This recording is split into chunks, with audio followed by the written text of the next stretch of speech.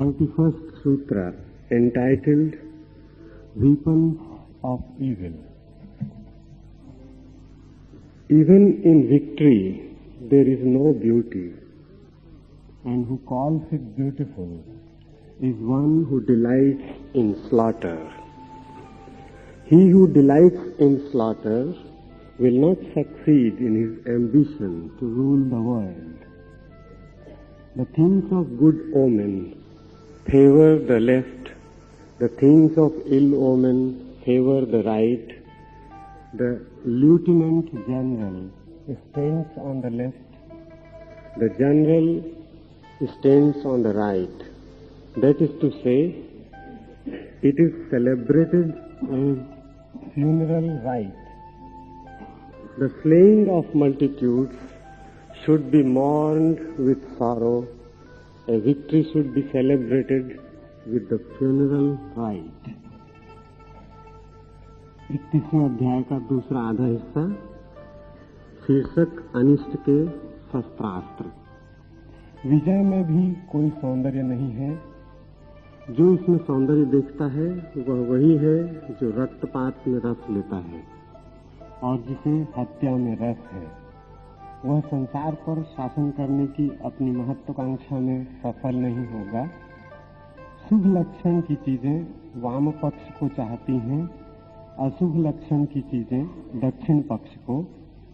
उप सेनापति वाम पक्ष में खड़ा होता है और सेनापति दक्षिण पक्ष में, अर्थात अंत्येष्टि क्रिया की भांति यह मनाया जाता है।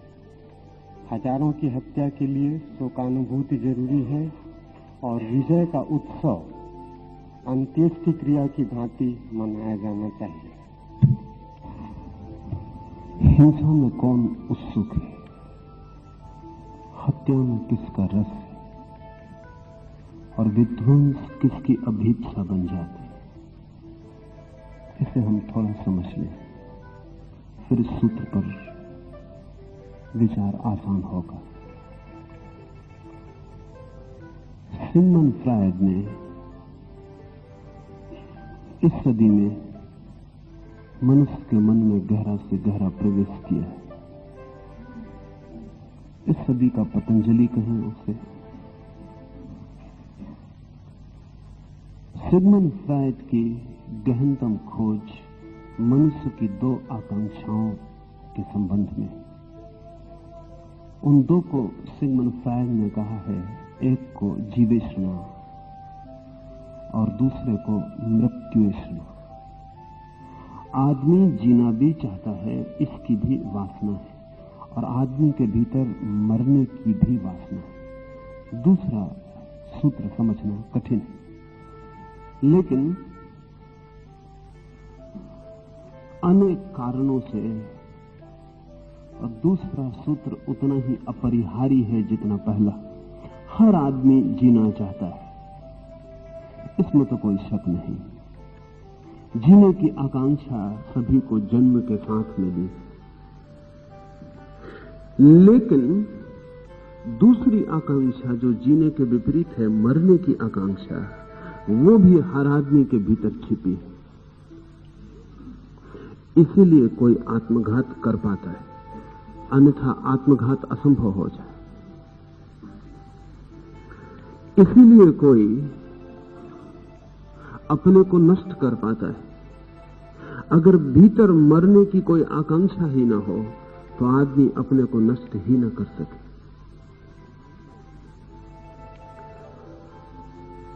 जैसे जैसे उम्र व्यतीत होती है, वैसे वैसे जीवन का ज्वार कम हो जाता है और मृत्यु की आकांक्षा प्रबल होने लगती। बूढ़े व्यक्ति निरंतर कहते हुए सुने जाते हैं, अब परमात्मा उठा ले। बूढ़ा आदमी सच में ही चाहता है अब विदा हो जाए, क्योंकि अब होने का कोई अर्थ भी नहीं है। मरने का कहीं कोई गहरा ख्याल जवान के भीतर भी है। ऐसा जवान आदमी भी खोजना मुश्किल है जिससे कभी न कभी मरने का ख्याल ना आ जाता हो कि मैं मर जाऊं, समाप्त कर लूं। या इस सब में क्या अर्थ है? इस जीवन में क्या प्रयोजन है? आज ही एक युवती मेरे पास थी, वो कह रही थी कि हर महीने ये बात बार बार लौट आती है कि जीवन में कोई अर्थ नहीं, मर जाना चाहिए। अभी तो उसने जीवन देखा भी नहीं। छोटे बच्चों तक के मन में मरने का ख्याल आ जाता है।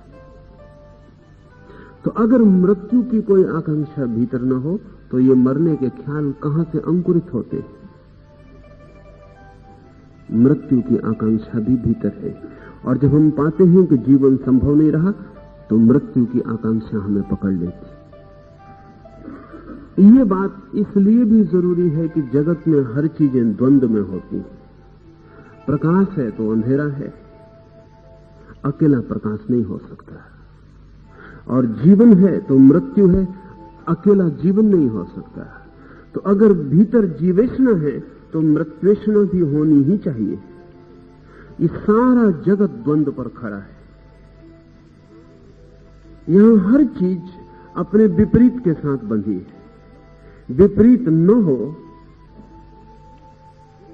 ये संभव नहीं मालूम होता। अब तो वैज्ञानिक भी इस बात को स्वीकार करने लगे हैं कि जीवन के सब नियम विपरीत पर खड़े हैं, और ऐसा कोई नियम नहीं है जिसका विपरीत नियम न हो। विपरीत न हो तो वो हो ही नहीं सकता। करीब करीब हालत ऐसी जैसे एक मकान को बनाने वाला राजगीर उल्टी ईंटें लगा देता है दरवाजे पर, गोल दरवाजा बन जाता है। विपरीत ईंटें एक दूसरे को संभाल लेती। जिंदगी विपरीत ईंटों से बनी है। यहां हर चीज का विरोध है, और विरोध के तनाव में ही संतुलन है। जैसे एक लकड़ी के दो छोर होंगे, एक छोर नहीं हो सकता, ऐसे ही जीवन की सब चीजों का दूसरा छोर भी कितना ही अज्ञात हो। तो फ्रायड 40 वर्ष निरंतर लोगों का मनोविश्लेषण करके इस नतीजे पर पहुंचा कि लोगों को पता नहीं है उनके भीतर मृत्यु की आकांक्षा भी है। पर हालत ऐसी जैसे एक सिक्का होता है, उसके दो पहलू होते हैं। एक पहलू ऊपर होता है तो दूसरा नीचे दबा होता है। जब दूसरा ऊपर आता है तो एक पहला नीचे चला जाता है। जवान आदमी में जीने की आकांक्षा प्रबल होती है, मृत्यु की आकांक्षा नीचे दबी रहती है। कभी कभी किसी बेचैनी में, किसी उपद्रव में, किसी अशांति में सिक्का उलट जाता है, जिंदगी की आकांक्षा नीचे और मौत के ऊपर आ जाती है। बूढ़े आदमी में मृत्यु की आकांक्षा ऊपर आ जाती, जीवन की आकांक्षा नीचे दब जाती। कभी कभी किसी वासना के उद्दाम प्रवाह में सिक्का उलट जाता है और बूढ़ा भी जीना चाहता है, लेकिन एक ही वासना का आपको पता चलेगा। दोनों एक साथ आपको दिखाई नहीं पड़ सकती, क्योंकि एक ही पहलू आप देख सकते हैं। इसीलिए ये भ्रांति पैदा होती है कि हमारे भीतर एक ही आकांक्षा है जीवन की, दूसरी भीतर छिपी है। ये जो दो आकांक्षाएं हैं आदमी के भीतर, इन्हें थोड़ा हम ठीक से समझें तो हिंसा और अहिंसा के विचार में बहुत गहन गति हो पाएगी। जब आपकी जीवन की वासना ऊपर होती है तो आपके स्वयं के मरने की वासना नीचे दबी होती है। और जो आदमी जीना चाहता है प्रबलता से, वो आदमी मरना नहीं चाहता, लेकिन उसके जीवन की गति में कोई बाधा बने तो उसे मारना चाहता है। जिसकी जीवन की वासना प्रबल है वो दूसरे की जीवन को नष्ट करके भी अपने जीवन की वासना को पूरा करना चाहता है। हिंसा इसी से पैदा होती है। हिंसा अपने ही भीतर जो मृत्यु की वासना है उसका प्रोजेक्शन है दूसरे के ऊपर, उसका प्रक्षेपण है दूसरे के ऊपर। मेरे भीतर जो मृत्यु छिपी है उसे मैं दूसरे पर थोपना चाहता हूं। हिंसा का मनोवैज्ञानिक अर्थ यही है। मैं नहीं मरना चाहता, मैं अपने जीने के लिए चाहे सबको मारना पड़े तो उसकी भी मेरी तैयारी, लेकिन मैं नहीं मरना चाहता। हर हालत में सारा जगत भी नष्ट करना पड़े तो मैं तैयार हूं, लेकिन मैं जीना चाहता हूं। आदमी के भीतर दोनों संभावनाएं हैं। जब आदमी जीवन को पकड़ लेता है तो उसकी मरने की वासना का क्या हो वो भी उसके भीतर है, उसे प्रोजेक्ट करना पड़ता है, उसे दूसरे पर थोपना पड़ता है, नहीं तो बेचैनी होगी, कठिनाई होगी। दोनों की मांग है पूरा होने की। आप एक को पकड़े हैं तो दूसरे का क्या करिएगा, उसे आपको दूसरे पर आरोपित करना होता है। इसलिए जितना जीवेष्णा से भरा हुआ व्यक्ति होगा, उतनी ही हिंसा से भरा हुआ व्यक्ति भी होगा। अगर बुद्ध या महावीर अहिंसक हो सके तो उसका पहला सूत्र यह है कि उन्होंने जीने की वासना छोड़ दी, नहीं तो वो अहिंसक नहीं हो सकते। उन्होंने जीने की कामना ही छोड़ दी। बुद्ध ने तो कहा है कि अगर जरा सी भी वासना जीने की है तो आदमी दूसरे को मिटाने को हमेशा तैयार होगा। आप लड़ते ही कब हैं? जब आपको डर होता है कि कोई आपके जीवन को छीनने आ रहा है, चाहे झूठ ही हो ये डर। आप भयभीत कब होते? जब आपको लगता है आपका जीवन छिन जाएगा तो भयभीत होते। भय का एक ही अर्थ है कि मेरा जीवन न छिन जाए, तो हम सुरक्षा करते हैं। उस सुरक्षा में अगर हमें दूसरे का जीवन छीनना पड़े तो हम छीनेंगे। सवीजर ने, एक बहुत विचारशील व्यक्ति ने, भारत को मृत्युवादी कहा है। उसकी बात में थोड़ी सच्चाई है, थोड़ी। जिस अर्थ में वो कहना चाहता है वो तो ठीक नहीं, लेकिन थोड़ी सच्चाई है। क्योंकि भारत के जो भी बड़े मनीषी हैं वे जीवेष्णा से भरे हुए नहीं। वे कहते हैं जीवेष्णा हिंसा पैदा करती है। जब मैं बहुत जोर से जीना चाहता हूं तो मैं दूसरे की मृत्यु का कारण बन जाता हूं, और दूसरे भी इतने ही जोर से जीना चाहते हैं, वे मेरी मृत्यु का कारण बन जाते हैं। जी कोई भी नहीं पाता, हम एक दूसरे की मृत्यु के कारण बन जाते हैं। हम एक दूसरे के जीवन को काटते हैं, जी कोई भी नहीं पाता। तो बुद्ध या महावीर कहते हैं ऐसी जीवेष्णा का क्या मूल्य जो दूसरे के जीवन का घात बनती हो। अगर यही जीवन है जिसमें दूसरे की हिंसा अनिवार्य है तो इस जीवन को छोड़ देने जैसा है। भारत की आकांक्षा रही है ऐसे जीवन की तलाश जो दूसरे के जीवन के विरोध में ना हो। उसको हमने परम जीवन कहा है। एक ऐसे सत्व की खोज, एक ऐसी स्थिति की खोज जहां मेरा होना किसी के होने में बाधा ना बनता हो। और अगर मेरा होना किसी के होने में बाधा बनता है तो भारत इस होने को दो कौड़ी का मानता रहा, फिर इसका कोई मूल्य नहीं है। फिर ऐसे होने को करके भी, लेके भी क्या करेंगे? ऐसे जीवन को क्या करेंगे जो लाश पर ही खड़ा होता हो दूसरे की, जो दूसरे को मिटाकर ही बनता हो। ऐसी बनावट के भारत पक्ष में नहीं। तो सवीजर ठीक कहता है, उसकी आलोचना में सच्चाई है कि भारत मृत्युवादी है।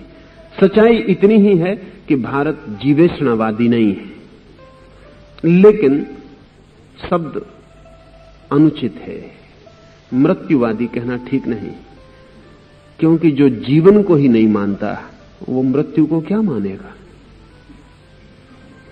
जिसका जीवन में ही रस नहीं है उसका मृत्यु में रस कैसे हो सकता है? तो भारत वस्तुतः न तो जीवेष्णावादी है और न मृत्युष्णावादी है। भारत तो मानता है ये दोनों इष्णाएं साथ साथ हैं, इनमें से एक का त्याग नहीं हो सकता। एक सिक्के का मैं एक पहलू त्यागना चाहूं, ये कैसे हो सकता है? पूरा सिक्का फेंक सकता हूं या पूरा सिक्का बचा सकता हूं, लेकिन सोचूं कि एक पहलू बच जाए और एक फेंक दूं तो मैं पागल हूं। तो भारत कहता है या तो दोनों बचते हैं, जीवन की आकांक्षा के साथ दूसरे की मृत्यु की आकांक्षा भी बच जाती, अपनी मृत्यु की आकांक्षा भी बच जाती। और अगर फेंकना है जीवेष्णा तो मृत्यु इष्णा भी फेंक जाती है, वो उसी का दूसरा पहलू है। इसलिए भारत मुक्तिवादी है, मृत्युवादी नहीं। मुक्ति का अर्थ है जीवन और मृत्यु दोनों के पार। जीवन का अर्थ है मृत्यु के विरोध में, मृत्यु का अर्थ है जीवन के विरोध में, मुक्ति का अर्थ है दोनों के पार। किसी के विरोध में नहीं, किसी के पक्ष में नहीं, दोनों से अलग। इसलिए भारत का सारा चिंतन मोक्ष के इर्द गिर्द घूमता रहा। ये मोक्ष क्या है? ये मोक्ष ऐसे होने की अवस्था है जहां मेरा होना किसी के होने का शोषण नहीं है। इसे थोड़ा ठीक से समझ लें। जहां मैं होता हूं इससे कोई मिटता नहीं, कोई भी नहीं मिटता। मेरे होने से किसी की हिंसा नहीं होती। मेरा होना शुद्धतम, निर्दोष और पवित्र हो जाता है। उसमें कोई रेखा हिंसा की नहीं रह जाती। अगर ऐसा कोई जीवन है तो भारत कहता है ऐसा जीवन ही पाने योग्य है। इस पृथ्वी पर तो हम जो जीवन देखते हैं वो जीवन किसी न किसी रूप में हिंसा पर खड़ा है। इसलिए भारत को इस पृथ्वी की आकांक्षा ही ना रही। हमने जो श्रेष्ठतम मनुष्य पैदा किए वे पृथ्वी के पार जाने की उद्दाम अभीप्सा से भरे हुए लोग हैं। वे कहते हैं अगर यही जीवन है तो जीवन जीने योग्य नहीं है। एक और जीवन हो सकता है क्या? शरीर के रहते तो उस जीवन की संभावना मुश्किल मालूम पड़ती, क्योंकि शरीर का होना तो हिंसा पर निर्भर है। चाहे भोजन करें हम, चाहे श्वास लें, चाहे पानी पिएं, चाहे एक कदम रखें, लेटें, उठें, बैठें, हिंसा चलती है। शरीर हिंसा ही के आधार पर है, लेकिन चेतना, भीतर शरीर के जो होश, जो जागरूकता है, जो बोध है, उसके लिए किसी की हिंसा की कोई जरूरत नहीं। इसलिए हम इस बात की भी तलाश करते रहे कि कैसे शरीर के पार के तत्व का पता चल जाए। और शरीर को हमने एक आवश्यक बुराई की तरह स्वीकार किया है। उसका इतना ही उपयोग है कि उसके रहते हमें उसका पता चल जाए जो शरीर नहीं है। जैसे ही उसका पता चल जाए जो शरीर नहीं है, फिर शरीर में आने का, लौटने का कोई कारण नहीं रह जाता। जीवेषणा खुद की हो तो मृत्युषणा दूसरे पर टिक जाती है। आज नहीं कल खुद पर वापस लौट सकती है। वो हमारी ही वासना है, कभी भी वापस लौट सकती है। एक आदमी के मकान में आग लग गई, अभी क्षण भर पहले तक वो जीवेषणा से भरा था, बड़े सपने थे दुनिया में रहने के, होने के। अचानक वो कूद पड़ना चाहता है आग में कि मैं मर जाऊं। क्या हो गया? क्षण भर पहले ये आदमी जीना चाहता था, जीने की बड़ी योजना थी, लंबे स्वप्न थे जो पूरे करने थे, समय कम था। अब अचानक ये आदमी कहता है मैं मर जाना चाहता हूं, मुझे छोड़ दो, मैं कूद जाऊं, इस मकान के साथ जल जाऊं। क्या हुआ? जीवेषणा मृत्युषणा कैसे बन गई? वो जो जीना चाहता था मरना क्यों चाहता है? सब जीने की शर्त होती है। ध्यान रखना, आप भी जी रहे हैं, उसमें शर्तें हैं, पता हो न हो। इस आदमी के जीने की शर्त थी, इसको पता नहीं था अब तक कि ये महल रहेगा तो ही जीऊंगा। आज महल जल रहा है तो जीना व्यर्थ हो गया। कोई आदमी किसी को प्रेम करता है, वो उसकी पत्नी मर जाए, बच्चा मर जाए, पति मर जाए, मरना चाहता है। हमारे मुल्क में हजारों स्त्रियां सती होती रही। सती होने का क्या मतलब है? उसका मतलब है जीवन की एक शर्त थी कि वो पति के साथ ही, वो शर्त टूट गई तो जीवेषणा मृत्युषणा बन गई। अब वो पति के साथ ही मर जाना चाहती है स्त्री। उसका मतलब यह हुआ कि एक शर्त थी सुनिश्चित, उसके बिना जीवन स्वीकार नहीं, उसके बिना मृत्यु स्वीकार है।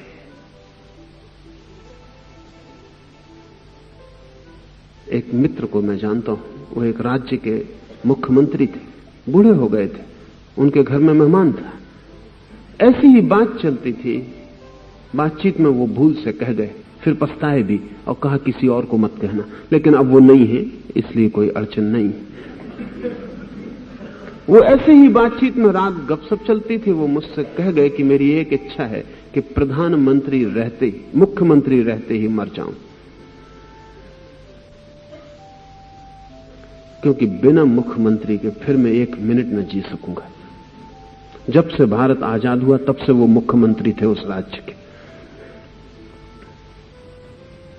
बस एक ही इच्छा है कि मुख्यमंत्री रहते मर जाऊं।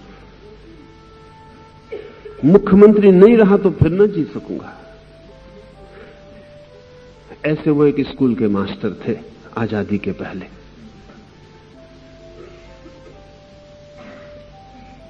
लेकिन अब वापस मुख्यमंत्री का महल छोड़कर अब वापस उनकी हिम्मत न थी पुराने स्थिति में लौट जाने की। उनकी स्थिति दयनीय थी और मैं मानता हूं कि अगर वो मुख्यमंत्री रहते न मरते तो वो आत्महत्या कर लेते। वो इतने ही बेचैन और परेशान आदमी थे। शर्तें हैं हमारी जीने की, जीवन सशर्त है। तो शर्त टूट जाए तो हम मरने को राजी हो जाते। आप अपनी हत्या करें या दूसरे की, कारण सदा एक होता है। दूसरे की भी आप हत्या इसलिए करते हैं कि वह आपके जीवन में बाधा बन रहा था, और अपनी भी आप हत्या इसलिए कर लेते हैं कि अब आपका स्वयं का जीवन भी आपके सशर्त जीवन की आकांक्षा में बाधा बन रहा था, उसे मिटा डालते हैं। ये जो हिंसा की वृत्ति है, ये इसी मृत्यु की, जिसको फ्रायड ने थनाटोस कहा है, ये मृत्युष्णा का हिस्सा है। अगर जैसा फ्रायड कहता है उतनी ही बात हो तो फिर आदमी को इससे मुक्त कैसे किया जा सकता है। इसलिए फ्रायड कहता है कि ज्यादा से ज्यादा आदमी को हम कम से कम हिंसा के लिए नियोजित कर सकते हैं, लेकिन पूर्ण अहिंसा के लिए नहीं। आदमी तो हिंसक रहेगा ही। इसलिए हम उसकी हिंसा को सब्लिमेट कर सकते हैं, उसकी हिंसा को हम थोड़ा सा ऊर्ध्वगामी कर सकते हैं। कई तरह के ऊर्ध्वगमन हैं हिंसा के, वो भी ख्याल में ले लें तो आपको पता चले कि वहां भी आप हिंसा ही कर रहे हैं। आप दो पहलवान कुश्ती लड़ रहे हैं, आप देखने चले जा रहे हैं, हजारों लाखों लोग इकट्ठे होते हैं पहलवान को कुश्ती लड़ते देख। आप क्या देखने जा रहे हैं? आपको क्या रस मिल रहा होगा? एक आदमी पिटेगा, कुटेगा, गिरेगा, एक गिराएगा, दूसरा उसकी छाती पे सवार होगा, आपको क्या पुलक होती है? स्टूपिड, बिल्कुल बिल्कुल मूर्खतापूर्ण है। आप किस लिए पहुंच गए हैं देखने? मगर लोगों को देखें जब कुश्ती हो रही हो तो वो अपनी कुर्सी पे बैठ नहीं सकते, इतनी शक्ति से भर जाते हैं कि उठ उठाते, सांस उनकी तेज चलने लगती है, रीढ़ सीधी हो जाती है, जैसे उनके प्राण अटके हैं किसी बड़ी बड़ी घटना में। हो क्या रहा है? आपके भीतर जो हिंसा की वृत्ति है उसकी कैथारसिस हो रही है, वो बाहर निकल रही है, आप मजा ले रहे हैं। असल में अब आप इतने बलशाली भी नहीं हैं कि खुद ही हिंसा कर लें, वो आप नौकरों से करवा रहे हैं, वो किराए के आदमी कर रहे हैं वो काम। अब हम किसी भी काम को करने में खुद समर्थ नहीं है। अगर आपको प्रेम करना है तो आप खुद नहीं कर सकते, तो नाटक या फिल्म में दूसरों को प्रेम करते थे। आपके नौकर प्रेम कर रहे हैं, आप देख रहे हैं, बड़ा हल्कापन लगता है। 3 घंटे नासमझियां देख के जब आप लौटते तो मन हल्का हो जाता। क्यों? ये सब आप करना चाहते थे। आपके भीतर ये वेग है। जब फिल्म के पर्दे पर पुलिस डाकू का पीछा कर रही हो और सनसनीखेज हो जाए स्थिति और रोआ रोआ कपने लगे, पहाड़ी रास्ते हों, भागती हुई कारें हों और ऐसा लगे कि अब दुर्घटना, अब दुर्घटना, तब आप इस हालत में हो जाते हैं जैसे कार के भीतर। वो तो अच्छा है कि फिल्म के हाल में अंधेरा रहता है, कोई किसी को देख नहीं सकता। एकदम से उजाला हो जाए तो आप शर्मिंदा हो जाएंगे कि क्या कर रहे थे, इतने जोश में आप क्यों आ गए थे। आपके भीतर भी कुछ हो रहा था, वो आप हल्के हो रहे थे। आप कुश्ती देख रहे हैं, दंगा फसाद देख रहे हैं, युद्ध देख रहे हैं, आपके भीतर कुछ हल्का हो रहा है। नौकरों से काम लिया जा रहा है, आप जो नहीं कर सकते हैं वो धंधेबाज लोग उस काम को कर रहे हैं। आप नाच नहीं सकते, कोई नाच रहा है। आप गा नहीं सकते, कोई गा रहा है। आप दौड़ नहीं सकते, कोई दौड़ की प्रतियोगिता कर रहा है। आप लड़ नहीं सकते, कोई लड़ रहा है। हमने अपनी हिंसा को निकास के रास्ते बना रखे और सारी दुनिया में इस तरह के उपाय समाजों ने छोड़े हैं। छुट्टी के दिन, जैसे होली, वो छुट्टी का दिन है। उस दिन जो जो नालायकी आपको करनी हो वो आप मजे से कर सकते हैं, उसको कोई ऐतराज नहीं लेगा। लेकिन आप कर रहे हैं वो, या आपने कभी सोचा कि क्यों कर रहे हैं? आप साल भर ही करना चाहते, लेकिन छुट्टी नहीं थी। ये तो दिल आपका था साल ही भर करने का, गाली देने का, गंदगी फेंकने का, दूसरे को परेशान करने का। ये तो आपका मन सदा से था। समझदार समाज आपको साल में कभी कभी छुट्टी देता ताकि आपका कचरा निकल जाए, थोड़ी राहत मिले, थोड़ी राहत मिले। सारी दुनिया में सभी समाज, विशेषकर सभ्य समाज, असभ्य समाज नहीं करते ऐसी व्यवस्था, क्योंकि कोई जरूरत नहीं है। साल भर ही वो ये करते हैं। कोई उनको होली की जरूरत नहीं, साल भर होली। जितना सभ्य समाज होगा उतना उसे रास्ता बनाना पड़ेगा निकास का। फिर हम उसको हल्के मन से लेंगे, फिर आप उसमें ऐतराज नहीं उठाएंगे, क्योंकि आपने कभी सोची नहीं कि आपकी ये जरूरत है, मानसिक जरूरत है। सारी दुनिया में खेल है, प्रतियोगिता है, ओलंपिक्स है, हमारी सब हिंसा का उपाय है कि कहीं से वो बह जाए, निकल जाए। ये सब्लिमेशन है, ये ऊर्ध्वी गमन है। मनोविज्ञान की भाषा में कुछ बहुत ऊर्ध्वगमन नहीं है, लेकिन सीधी हिंसा नहीं है और किसी को कोई बहुत नुकसान नहीं होता। पर आपके भीतर हिंसा है और वो मांग करती रहती है निकलने की। इसे आपको समझ रखना चाहिए। इसलिए जब युद्ध होता है तो लोगों के चेहरे पर रौनक आ जाती, आनी नहीं चाहिए, उदासी छा जानी चाहिए, लेकिन होता उल्टा है। युद्ध जब होता है तो लोग रौनक से भर जाते हैं, पैरों में गति आ जाती, जिंदगी में पुलक मालूम होती, कुछ हो रहा है। ऐसी ही जिंदगी बेकार नहीं जा रही, चारों तरफ कुछ हो रहा है, हवा गर्म, उसमें आप भी गर्मा जाते हैं। आप कितनी ही निंदा करते हो युद्धों की, लेकिन अपने भीतर देखेंगे तो आपको रस आता है। हाँ, आपके घर पर ही युद्ध ना आ जाए तब आपको चिंता होती, वो कहीं दूर होता रहे, वियतनाम में, बांग्लादेश में, इजराइल में, आप बिल्कुल प्रसन्न हैं, होता रहे। सुन के भी, टेलीविजन पर देखकर, रेडियो पर सुनकर भी आपको हल्कापन आता है। आदमी क्या हिंसा से मुक्त कभी भी नहीं हो सकेगा? मनोविज्ञान के पास तो कोई उपाय नहीं हो, निराशा है। मनोविज्ञान कहता इतना ही हो सकता है कि हम आदमी की हिंसा को समुचित मार्गों पर गतिमान कर दें। ठीक है, ओलंपिक देखो, पहलवानों को लड़ाओ, फिल्म देखो, ठीक है, सीधी मत करो। इस तरह अपने मन को निकाल लो, हल्का कर लो, बस इतना ही हो सकता है। या फिर हम आदमी को बदले। मनोविज्ञान को आशा नहीं मालूम होती, लेकिन लाओस से बुद्ध को आशा है। वो मानते हैं आदमी बदला जा सकता है। आदमी के बदलने का एक ही उपाय है कि आदमी पहले अपनी वस्तु स्थिति से पूरी तरह परिचित हो जाए। पहले तो वो जान ले कि उसके भीतर हिंसा छिपी पड़ी है। इसे स्वीकार करना अहिंसा की दिशा में पहला कदम है, लेकिन हम इसे स्वीकार नहीं करते। हम तो अपने को अहिंसक मानते हैं, क्योंकि कोई रात में पानी नहीं पीता, वो अहिंसक है।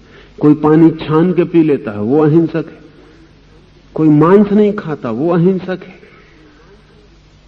हमने अहिंसा की बड़ी सस्ती तरकीबें खोज निकाली, लेकिन जो मांस नहीं खाता उसके व्यवहार में और जो मांस खाता है उसके व्यवहार में कभी आपने फर्क देखा कि कोई हिंसा का फर्क हो? कोई फर्क नहीं। जो आदमी पानी छान के पीता है और जो बिना छाने पीता है, क्या उनका दोनों का व्यवहार देखकर कोई भी बता सकता है कि इनमें कौन पानी छान के पीता है? कोई भी नहीं बता सकता। तो अहिंसा क्या हुई? उन दोनों का व्यवहार एक जैसा है। अगर एक जैन दुकानदार है जो सब तरह से अहिंसा को ऊपर से साध रहा है, और एक मुसलमान दुकानदार है जो मांसाहारी है और किसी तरह की ऊपरी हिंसा को छोड़ नहीं रहा है, क्या ग्राहक के संबंध में उन दोनों का जो व्यवहार है उसमें रत्ती भर भी फर्क होता है? कोई फर्क नहीं होता। डर तो यह है कि जो सब तरफ से हिंसा से रोक रहा है अपने को, वो ग्राहक की गर्दन ज्यादा दबाएगा, क्योंकि उसे दबाने का और कहीं मौका नहीं है, फैलाव नहीं है। तो उसकी गर्दन दबाने की वृत्ति ज्यादा तीव्र हो जाए, इसकी संभावना है। क्योंकि हिंसा अगर बहुत सी चीजों में फैल जाए तो उसकी मात्रा कम हो जाती, डायलूट हो जाती। सब तरफ से सिकोड़ ली जाए तो फिर उसकी मात्रा घनी हो जाती, फिर वो सीधी ही पकड़ती। इसलिए अक्सर यह होता है, और इसमें आश्चर्य होता है हमें, भारत कई अर्थों में अहिंसक है, ऊपरी अर्थों में। पश्चिम के मुल्क ऊपरी अर्थों में हिंसक हैं, लेकिन अगर आदमियत, ईमानदारी, सच्चाई, वचन का भरोसा करना हो तो भारत के आदमी का नहीं किया जा सकता। क्या मामला है? होना नहीं चाहिए। अगर ये अहिंसा इतनी साधी जा रही है तो भारत का आदमी अलग ही तरह का आदमी होना चाहिए। लेकिन आज हम देखते हैं कि मनुष्यता की दृष्टि से पश्चिम का हिंसक आदमी भी हमसे बेहतर साबित हो रहा है। क्या कारण होगा? कारण एक है, और वो ये है कि हम जो छोटी मोटी अहिंसा साधते हैं उससे हम अपनी हिंसा के निकास का उपाय भी नहीं छोड़ते। फिर वो एक ही तरफ, एक दिशा में हमारी हिंसा यात्रा करने लगती है, बहुत सघन हो जाती।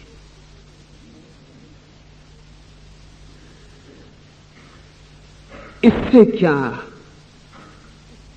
नतीजा लिया जा सकता है? नतीजा एक लिया जा सकता है कि ऊपर से जो जबरदस्ती ठोक पीट कर छोटी मोटी हिंसा से बचेगा और छोटी मोटी दिखाऊ अहिंसा साधेगा, वो एक तथ्य से वंचित हुआ जा रहा है, जानने के कि उसके भीतर गहरी हिंसा भरी है। वो अपने आचरण में थोड़ा बहुत उपाय करके भुला लेगा, और वो भुलाना बहुत खतरनाक है। आपके ऊपरी आचरण के अंतर से कोई बहुत फर्क नहीं पड़ता।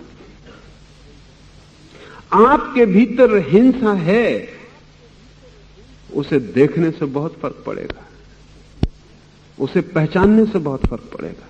उसकी जितनी गहरी समझ हो जाएगी उतने ही उससे मुक्त होना आसान हो जाएगा। और जब तक आपके भीतर हिंसा का पहलू है तब तक आपके जीवन में सौंदर्य नहीं हो सकता। ये दूसरी बात हम ख्याल में ले लें, फिर सूत्र में प्रवेश करें। एक ही प्रकार का सौंदर्य है जगत में, और वो सौंदर्य है भीतर से सब तरह की हिंसा, विध्वंस की वृत्ति का विसर्जन हो जाना। जब भीतर किसी तरह की हिंसा की वृत्ति और विध्वंस का भाव नहीं रह जाता, तो भीतर की चेतना कमल के फूल की तरह खिल जाती। हमने बुद्ध में, महावीर में वही सौंदर्य देखा है। एक सौंदर्य है शरीर का, वो केवल धारणा की बात है, वो कुछ है नहीं। बुद्ध कहीं भी जाएं, कैसे भी आदमी के पास से गुजरे, कहानी तो कहती है कि पशु के पास से भी गुजरे तो भी उनके सौंदर्य से आंदोलित हो जाएगा। एक सौंदर्य शरीर का है, वो मान्यता की बात है। कहीं लंबी नाक सुंदर है, कहीं नहीं है। कहीं सफेद चमड़ी सुंदर है, कहीं नहीं है। अभी मैं एक अमेरिकन विचारक की किताब पढ़ रहा था, उसने लिखा कि सफेद चमड़ी जो है एक तरह की बीमारी, वो खुद ही सफेद चमड़ी का आदमी, लेकिन बड़ी हिम्मत की बात लिखी। उसने लिखा कि सफेद चमड़ी जो है वो एक तरह की बीमारी, क्योंकि सफेद चमड़ी के आदमी में कुछ पिगमेंट कम है जो काली चमड़ी के आदमी में है, और वो जो पिगमेंट है जो काली चमड़ी के आदमी में है जीवन की सुरक्षा के लिए बड़े जरूरी है। इसलिए वो डॉक्टर है आदमी, और उसका कहना है कि सफेद चमड़ी जो है वो एक तरह की बीमारी है। सफेद चमड़ी कोई सौंदर्य नहीं है। अगर आप अमेज़न के किनारे बसे हुए जंगली आदमियों से पूछें तो वो सफेद चेहरे को सफेद कहते नहीं, वो उसको पेल फेस कहते हैं, पीला चेहरा, और वो कहते हैं कि रुग्ण आदमी है। सफेदी कोई सौंदर्य नहीं है, मान्यता की बात है। इसलिए हमने कृष्ण को, राम को गोरा नहीं बनाया, क्योंकि उन दिनों हम गोरे को कोई सुंदर नहीं मानते थे। पता नहीं राम और कृष्ण सांवले थे कि नहीं, ये दूसरी बात है। लेकिन एक बात पक्की है कि उस दिन जिन चित्रकारों ने उनके चित्र बनाए और मूर्तियां गढ़ी, उनकी मान्यता यह थी कि सांवले का मुकाबला नहीं है, सांवला ही सुंदर है। इसलिए कृष्ण को हमने नीलवर्ण, श्याम नाम ही दे दिया, सांवला। उन दिनों भारत की धारणा ऐसी थी कि सफेदी में एक तरह का उथलापन है, सांवले में एक तरह का गहरापन। जब नदी गहरी हो जाती तो सांवली हो जाती, जब आकाश से बादल हट जाते हैं तो आकाश सांवला हो जाता है। जितना गहन और गहरा होता है उतना नीलिमा छा जाती। तो उन दोनों भारत की कल्पना थी सौंदर्य की सांवले की। सफेद को हम कभी सुंदर नहीं माने,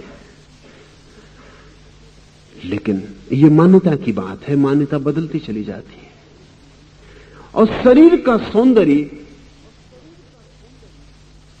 बिल्कुल ही धारणा पर निर्भर है। जो आज सुंदर है कल असुंदर हो जाएगा, जो कल असुंदर था वो आज सुंदर हो सकता है। एक और सौंदर्य है जो धारणा की बात नहीं है, जो आंतरिक अवस्था की अस्तित्वगत बात है। बुद्ध किसी भी युग से गुजरे और कैसी ही धारणा के लोग हों, बुद्ध का सौंदर्य छुएगा। वो सौंदर्य शरीर का नहीं है, वो चुंबक भीतर का है। ये चुंबक उस आदमी में ही गहन हो जाता है जिस आदमी में भीतर की हिंसा क्षीण हो जाती है। क्यों? वो हमें क्यों आकर्षित करता है? सुंदर का मतलब है जो खींचे, आकर्षित करे। इसलिए हमने कृष्ण को नाम ही कृष्ण दे दिया।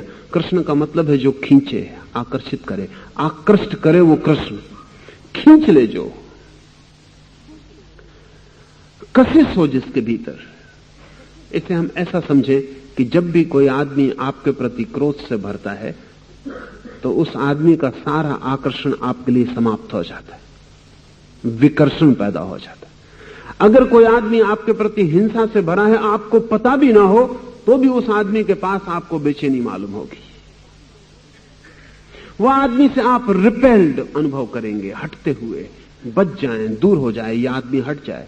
कभी ऐसा लगता है कि कोई आदमी बिल्कुल अपरिचित, अनजान, आपको पहली दफा दिखता है और आप हट जाना चाहते हैं। क्या बात होगी? जो भी आपके प्रति हिंसा से भरता है उससे आपका विकर्षण पैदा होता है। अगर आप भी हिंसा से भरे हैं किसी के प्रति तो विकर्षण पैदा होगा, और अगर आप हिंसा से भरे ही हैं, किसी के प्रति का कोई सवाल नहीं, तो जो भी आपके पास आएगा वो दूर हटना चाहेगा। कभी आपने अनुभव किया है कि लोग आपके पास आना नहीं चाहते, या आते हैं तो दूर हट जाते हैं, या आप उनको खींचते हैं तो वो भागते हैं? अगर ऐसा अनुभव भी होगा तो आप समझेंगे वो लोग ही गलत हैं। लेकिन थोड़ा विचार करना, अगर भीतर हिंसा है तो हिंसा विकर्षक है, उल्टा मैग्नेटिज्म है, उसमें दूर हटाती। स्वाभाविक भी है, क्योंकि जहां हिंसा हो वहां आपके जीवन को खतरा है, इसलिए दूर हट जाना उचित है। जब हिंसा विसर्जित हो जाती है तो उससे उल्टी घटना घटती है। जिसके भीतर से हिंसा विसर्जित हो जाती है, आप अचानक जैसे उसमें गिर जाना चाहते, उससे एक हो जाना चाहते, उसके पास होना चाहते, उसके निकट होना चाहते। एक अदम्य आकर्षण आपको उसकी तरफ खींचने लगता है। अगर बुद्ध और महावीर के पास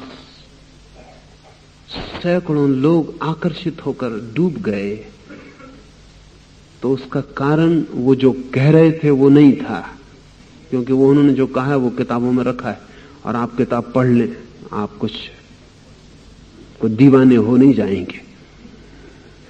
गीता कितनी दफे आपने पढ़ ली, लेकिन जो अर्जुन ने जाना है वो आप नहीं जान पाएंगे। क्या फर्क क्या है? वहां वो आदमी मौजूद था जिसके होने में आकर्षण था। गीता आपको कन्विंस नहीं कर पाएगी, कितना ही पढ़ें। कृष्ण के होने में कन्विक्शन है। वो जो राजी हो जाना है आपका, वो कृष्ण के वचन से नहीं, वो कृष्ण की वाणी से नहीं, वो कृष्ण के अस्तित्व से है। एक सौंदर्य है, एक आकर्षण है जो भीतर की हिंसा के विसर्जित हो जाने से उपलब्ध होता है, और एक ही सौंदर्य है वस्तुतः। जो उसे पा लेता है वो सुंदर है, जो उसे नहीं पाता वो कितने ही आभूषण लगाए और कितने ही सजावट करे और कितना ही बाहर से सजाए संवारे, वो सिर्फ अपनी कुरूपता छिपा रहा है, सुंदर नहीं हो पाता। कुरूपता छिपाना एक बात है, सुंदर हो जाना बिल्कुल दूसरी बात है। इसलिए महावीर जैसा व्यक्ति नग्न भी हो सका, क्योंकि अब छिपाने को कुछ बचा ही नहीं। जिसे छिपाते थे वो कुरूपता न बची। सौंदर्य नग्न हो सकता है, कुरूपता नग्न नहीं हो सकती। सिर्फ सौंदर्य ही नग्न हो सकता है। इसका मतलब ये आप मत समझना कि जो भी नग्न हो जाते वो सुंदर है। उल्टा नहीं कह रहा हूं कि जो भी नग्न है वो सुंदर है, लेकिन सौंदर्य नग्न हो सकता है, प्रकट हो सकता है, क्योंकि अब कुछ छिपाने को नहीं है, कुछ भय नहीं है किसी का। कुरूपता भयभीत है, छिपना चाहती है, ढकना चाहती है, आवृत होना चाहती है। अब हम सूत्र में प्रवेश करें। विजय में भी कोई सौंदर्य नहीं है, और जो इसमें सौंदर्य देखता है वो वही है जो रक्तपात में रस लेता है। विजय में भी कोई सौंदर्य नहीं है, क्योंकि विजय निर्भर ही हिंसा पर होती। विजय आधारित ही मृत्यु पर है। कौन जीतता है? जो मारने में ज्यादा कुशल है, जो मृत्यु का दूत आपसे ज्यादा है। जीतने में न तो पता चलता कि सत्य जीत रहा है, न पता चलता शिव जीत रहा है, न पता चलता कि सुंदर जीत रहा है। एक बात भर पता चलती है कि जो शक्तिशाली है वो जीत रहा है। ब्रूट फोर्स, पाश्विक शक्ति जीतती है।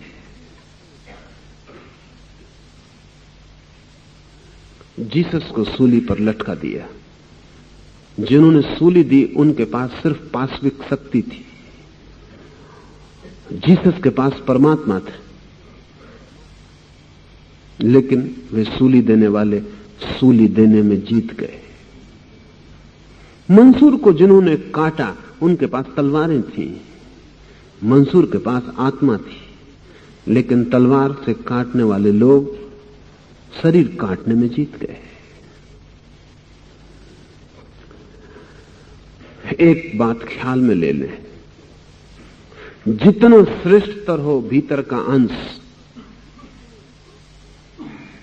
उतना ही पशुता के सामने बाहरी अर्थों में जीत नहीं पाएगा। आपके भीतर आइंस्टीन की बुद्धि हो तो भी क्या फर्क पड़ता है, एक जोर से मारा हुआ पत्थर आपकी खोपड़ी को तोड़ देगा। और आपके पास कितनी ही बड़ी आत्मा हो, तलवार आपकी गर्दन को काट देगी। बाहरी अर्थों में पशुता जीत जाएगी।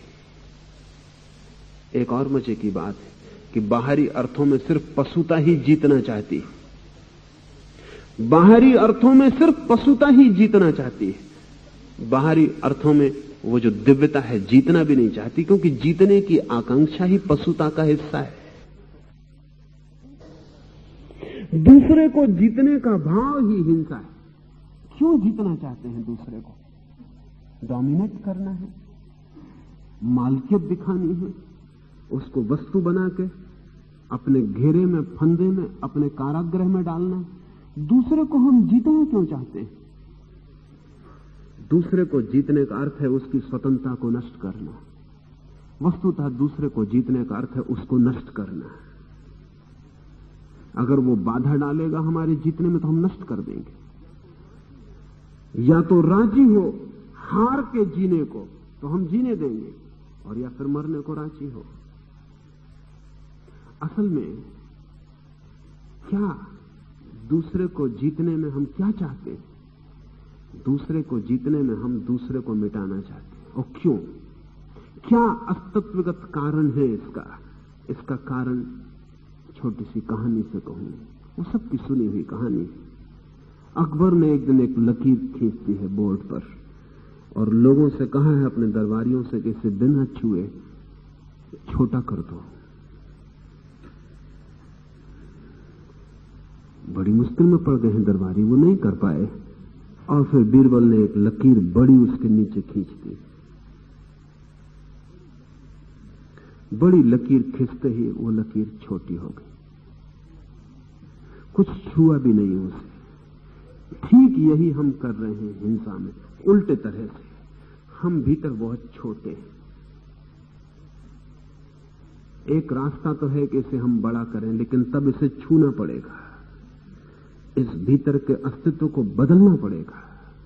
तब इस भीतर के अस्तित्व में संघर्ष और साधना आएगी। तब ये भीतर का अस्तित्व एक लंबी यात्रा होगी, क्रांति की, रूपांतरण की। वो झंझट का काम है। इसे हम छूना भी नहीं चाहते, फिर भी हम बड़े होना चाहते। फिर भी अहंकार चाहता है मैं बड़ा हूं, तो एक सीधा उपाय है, दूसरे को छोटा कर दो।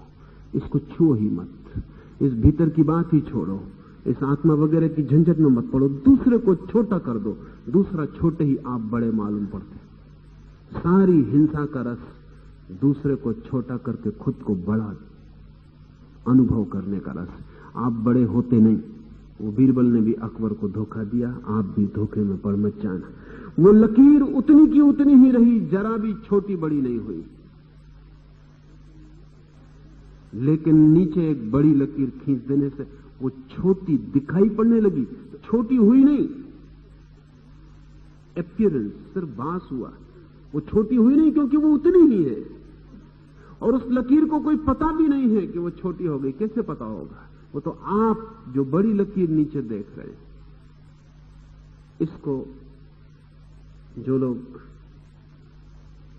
दृष्टि और प्रकाश के संबंध में खोज कहते हैं, वो दृष्टि भ्रम कहते हैं। बीरबल ने धोखा दिया, ये दृष्टि भ्रम है। लकीर उतनी की उतनी, अकबर धोखे में आ गया। वो धोखा क्यों पैदा हुआ? एक बड़ी लकीर दिखाई पड़ने लगी, तुलना पैदा हो गई। वो छोटी लकीर छोटी दिखाई पड़ने लगी इस बड़ी की तुलना में। लकीर उतनी ही है। अकबर धोखे में भला आ गया हो, आप धोखे में मत आ जाना, क्योंकि जब आप दूसरे को छोटा करते हैं आप बड़े नहीं हो रहे, आप उतने के उतने। और डर तो यह है कि उपाय नहीं है। इसलिए जिस आदमी के पास जाके आपको लगे कि वो आपको छोटा कर रहा है, वो आदमी बड़ा आदमी नहीं होता। आइंस्टीन के संबंध में सीपी स्नो ने लिखा है कि मैं दुनिया के बहुत बड़े बड़े लोगों से मिला, लेकिन आइंस्टीन की जो बड़ाई थी, जो बड़प्पन था, वो और ही है, क्योंकि उसके पास जाके ऐसा लगता था कि हम बड़े हो गए। उसके पास होने में ये बात ही भूल जाती थी कि दूसरी तरफ आइंस्टीन है। वो इसका मौका ही नहीं देता था कि पता भी चले कि दूसरी तरफ आइंस्टीन। और आइंस्टीन बुद्धि के हिसाब से तो बेजोड़ था ही। एक बहुत बड़े विचारक ने, जोरेफ ने सुझाव दिया कि अब हमें दुनिया का जो कैलेंडर है वो आइंस्टीन के हिसाब से चलाना चाहिए। Before Einstein, after Einstein. Einstein के पहले की घटना और आइंस्टीन के बाद की घटना अब आइंस्टीन से ही नापी जानी चाहिए, वो लकीर बन जानी चाहिए बीच की। उसके सुझाव में जान है। आदमी इतनी बुद्धि का कभी हुआ नहीं। लेकिन स्नो कहता है कि उसके पास बैठ के पता ही नहीं चलता था कि आइंस्टीन के पास बैठे। ये तो जब उसके घर से लौटने लगते थे तब ख्याल आता था किससे मिलकर लौट रहे, और उसने ख्याल भी ना होने दिया, और उसके पास होकर लगा कि हम बड़े हो गए। जब आप दूसरे को छोटा करते हैं तब आप बड़े तो हो ही नहीं सकते, छोटे जरूर हो जाते, लेकिन भ्रम पैदा होता है, दृष्टि भ्रम पैदा होता है। तो हिंसा का मजा एक है, दूसरा छोटा किया जा सके, हराया जा सके, आप बड़े होते, लगता है कि होते। अगर दूसरा बाधा डाले तो मिटा दिया जाए, तब आपको लगता है कि आपके पास परम शक्ति है, आप मिटा भी सकते हैं। ध्यान रहे, एक दूसरा भ्रम पैदा होता है। जो लोग भी मिटा सकते हैं वो सोचते हैं कि शायद वो बना भी सकते हैं। जब मिटा सकते हैं तो बना भी सकते हैं, तो वो भी भ्रम है। आपकी मिटाने की ताकत आपके बनाने की ताकत नहीं। मिटाना आसान है, मिटाने काम बच्चे भी कर सकते हैं, मूड भी कर सकते हैं, पागल भी कर सकते हैं। बनाना बड़ी और बात है। हिंसक मिटाने में सोचता है कि कुछ बना लिया उसने, कुछ करके दिखा दिया। क्या करके दिखाया है? मिटाया है। मिटाना कोई कृत्य नहीं है, बनाना। लेकिन भ्रम पैदा होता है कि जब मैं मिटा सकता हूं तो मैं बना भी सकता हूं। मनस्विद कहते हैं कि दूसरे को मार डालने में आदमी को एक भरोसा आता है कि मैं मार सकता हूं तो मुझे कोई नहीं मार सकेगा। एक आदमी अगर लाखों लोगों की हत्या कर दे तो उसे ऐसा लगता है कि अब मुझे कौन मारने वाला है, लेकिन वो मौत आते वक्त ये नहीं पूछती कि आपने कितने लोगों को मारा था, उससे कोई अंतर ही नहीं पड़ता। आपका मरण धर्म स्वरूप मरण धर्म ही है। हिंसा पर खड़ा है विजय का सारा आधार। हिंसा कुरूपता है, इसलिए लाओस से कहता है विजय में भी कोई सौंदर्य नहीं है, और जो इसमें सौंदर्य देखता है वो वही है जो रक्तपात में रस लेता है। लेकिन आदमी है बेईमान, और आदमी की सबसे बड़ी बेईमानी है उसकी रैशनलाइजेशन करने की क्षमता। वो हर चीज को बुद्धियुक्त कर लेता है। इसे थोड़ा समझ लें, क्योंकि आदमी की बुनियादी बेईमानी है और हम सब उसमें कुशल हैं। हम जो करना चाहते हैं उसके आसपास हम बुद्धि का जाल खड़ा कर लेते हैं। अब तक ऐसा ही आदमी सोचता रहा है कि वो जो भी करता है बुद्धियुक्त ढंग से करता है, लेकिन ये झूठ है। वो करता पहले है, करने के कारण बुद्धि में नहीं होते, करने के कारण अचेतन मन में होते। लेकिन आदमी ये भी मानने को तैयार नहीं है कि मैं बिना बुद्धि के कोई काम करता हूं, इसलिए करता है किन्हीं और कारणों से, दिखाता है कोई और कारण। इसे हम जरा समझें। आप घर में बैठे हुए, आपको देख के कोई कह सकता है कि आप किसी न किसी पर टूटने की तैयारी कर रहे हैं। आप हालांकि आराम कुर्सी पे बैठे, लेकिन कुर्सी आराम कर रही, आप नहीं कर रहे। आपके ढंग से दिखता है कि आप तलाश में, आप शिकार की खोज कर रहे हैं। कोई भी आपका निरीक्षण कर रहा हो तो पहचान सकता है कि आप तैयारी में, हालांकि आपको भी बिल्कुल ख्याल नहीं खुद भी, लेकिन आपके भीतर भाप इकट्ठी हो रही है। जल्दी ही आपकी भाप फूटेगी। आपका बच्चा स्कूल से चला आ रहा है, दिन भर की मुसीबत झेल के, क्योंकि शिक्षक से बड़ी मुसीबत और क्या हो सकती। अपना बस्ता टांगे हुए, जिससे सारा संसार का बोझ उठा रहा है अकारण, उसी को समझ में नहीं आ रहा कि क्यों वो चला आ रहा है। आपको दिखाई पड़ता कपड़े पे दाग लगे, स्याही डाल दी, या शर्ट फट गया, या पैंट पे कीचड़ पड़ी, आप टूट पड़े। आप यही कहेंगे कि बच्चे का सुधार करना जरूरी है। ये रैशनलाइजेशन, क्योंकि कल भी बच्चा ऐसे ही आया था, बच्चा ही है, और कल तो और एक दिन छोटा था, परसों भी ऐसे ही आया था, स्याही भी डाल के लाया था, कपड़े भी फटे थे, रास्ते में कीचड़ से भी खेल लिया था, परसों भी ऐसे ही आया था, लेकिन तब आप भीतर क्रोध से भरे नहीं थे। आज क्रोध तैयार है। कल भी इसी पत्नी ने भोजन बनाया था, और जैसा वो सदा जलाती है वैसा कल भी जलाया था। आज भोजन बिल्कुल जला हुआ है। आज आप थाली फेंक देंगे और आप ये कहेंगे कि ये भोजन मैं कब तक खाऊं? अगर यही भोजन खाना है तो जीना बेकार है। लेकिन कल भी आपने यही खाया था, परसों भी खाया था, और जिस दिन पहले दिन ये पत्नी आई थी उस दिन तो आपने कहा था स्वर्ग है तेरे हाथों, और जो तू छू देती थी अमृत हो जाता। और उस दिन ये ऐसे ही जला हुआ था। अब तो अभ्यास भी अच्छा हो गया है इसका, तब और भी जला हुआ था। लेकिन आज आप टूट पड़ेंगे। आप हालांकि यही कहेंगे कि कब तक कोई ऐसा भोजन कर सकता है? आखिर भोजन तो आदमी को ठीक मिलना चाहिए। लेकिन आप भीतर देखें तो ये रैशनलाइजेशन है।